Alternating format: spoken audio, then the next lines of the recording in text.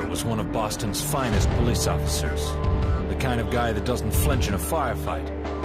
Nick's talents had caught the attention of a unique law enforcement agency, the RIPD, a department of dead detectives policing the afterlife hidden from humanity. You know, I gotta tell you, I went into this with some positive vibes. I mean, it's a movie game, but it's published by Atlas. It's a multiplayer shooter. It's got Jeff Bridges with a shotgun. Some things you just can't teach. I don't know. You know, this reminds me of a story. It took place back in the early 90s. I only mention it because, well, sometimes you eat the... well, you know. Sometimes the god-awful video game eats you.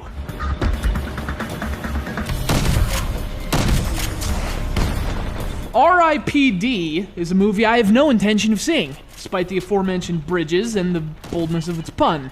You're well aware of my stance on puns. I say if you don't like them, you should be punished for punitive damages. Anyway, this is that movie's obligatory video game tie-in. One day, these won't be quite so obligatory. We'll all be better off for it.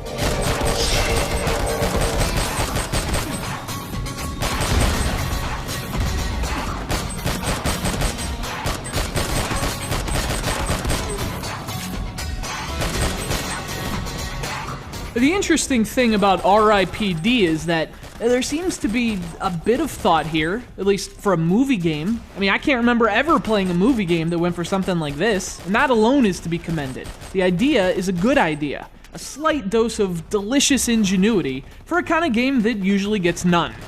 Unfortunately, everything else ruins the taste. Looks like this one was too much.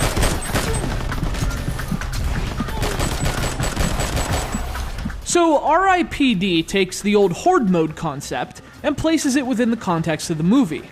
It's primarily a multiplayer game, but you can play alone. And ironically, for a game about a movie about a fate worse than death, that's, well, you get the idea. The game has nothing but the Horde mode, which you'll repeat ad nauseum. And that might have been passable if the game were polished up and played well. That's so far from the case, it's drifting into space.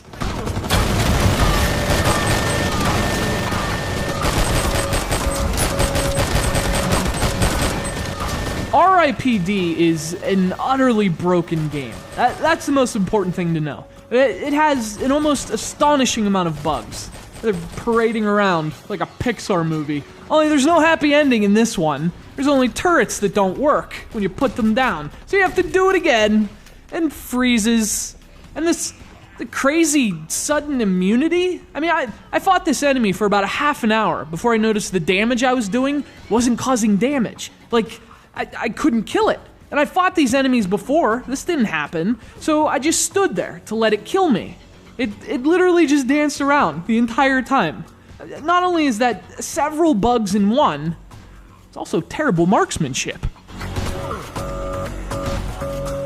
Anyway, when the game isn't glitching out, it doesn't play as bad. Then again, as a relative assessment, I wouldn't get too excited about it. It's still a clunky mess. You take on these little missions that randomly pop up, but those are broken too. They're either not recognizing you did it, or giving you credit when you didn't do it. You can also play as Ryan Reynolds, but I mean, if you choose Ryan Reynolds over Jeff Bridges, I don't even want to talk to you anymore. RIPD might have been a vaguely interesting, maybe kind of unique movie tie-in. The ideas were certainly in place for that to be the case, but honestly, there were so many bugs, and glitches, and frustrations from its flaws and its design, it's just not worth the headaches. And that's actually kind of disappointing. I mean, this game's just... It pees on your rug, man.